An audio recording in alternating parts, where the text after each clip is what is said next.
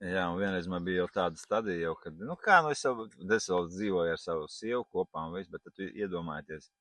arī es jau, nu, nedzēru vairāk tā kā agrāk, bet lēnāk garāk, ka mums bišķiņ jau viss aizgāja ne tā kā vajag, ja, un es sāku,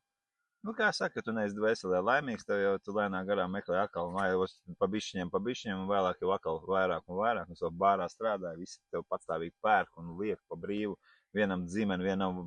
precās, otrs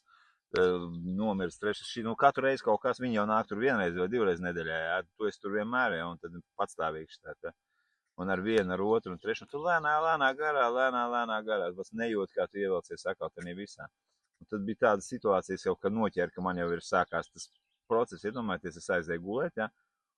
un rīt es, nu, es vienkārši jau nezināju, ka toloti jāiet, ja, es tur patās, kur bija pamodos istabā, jau nokārtojos. Tad jūs iedomājaties, kā cilvēks vienkārši akal. Viņš, nu, tā ir degradācija, tā ir pēdējā degradācija tiem, kam ir problēmas ar to, ja, nu, ne jau visi māk iedzert tur 2 vīnglāzes vai pāris aliņas, un ir dažādas kategorijas, runāju par tiem cilvēkiem, kam ir atkarība uz to, un tur reāli tā ir emocionāliem cilvēkiem tā ir liela problēma.